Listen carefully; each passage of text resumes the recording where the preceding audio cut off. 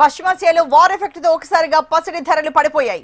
యుద్ధ నేపథ్యంలో ద్రవ్యోల్బణానికి రెక్కలు రావడంతో అంతర్జాతీయ మార్కెట్లు బంగారానికి డిమాండ్ తగ్గింది. ఈ రోజు హైదరాబాద్ లో తులం బంగారం 1,35,750 రూపాయలు ఉంది. కిలో వెండి ధర 2,07,500 రూపాయలకు దిగొచ్చింది.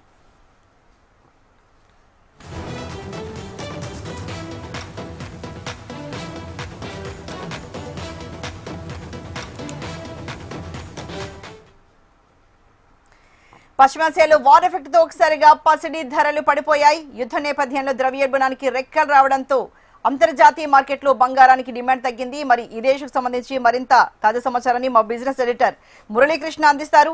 మురళీకృష్ణ, మరి అంతర్జాతీయ వార్ ఎఫెక్ట్ తో ఇలా బంగారం వెండి ధరలు ఒక్కసారిగా చాలా బాగా తగ్గుముఖం పట్టాయి కదా, దీనికి సంబంధించి డీటెయిల్స్ చెప్పండి మురళీకృష్ణ.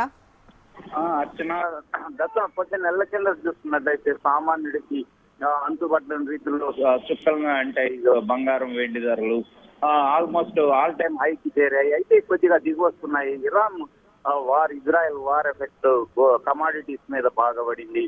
ఎందుకంటే అటువైపు కరెన్సీస్ కొంచెం స్ట్రాంగ్ అవుతున్నాయి, డాలర్ బాగా పెర్ఫార్మ్ చేస్తుంది. దాంతో కొంత ఇన్వెస్టర్స్ అటువైపు మళ్ళారు, డాలర్ వైపు మళ్ళారు. అట్లాగే ద్రవ్యోల్బణం బాగా పెరుగుతుందని ఈ వార్ నేపథ్యంలో ఇప్పుడు చూసుకుంటే క్రూడ్ ఆయిల్ $116 పర్ బ్యారెల్ అయింది.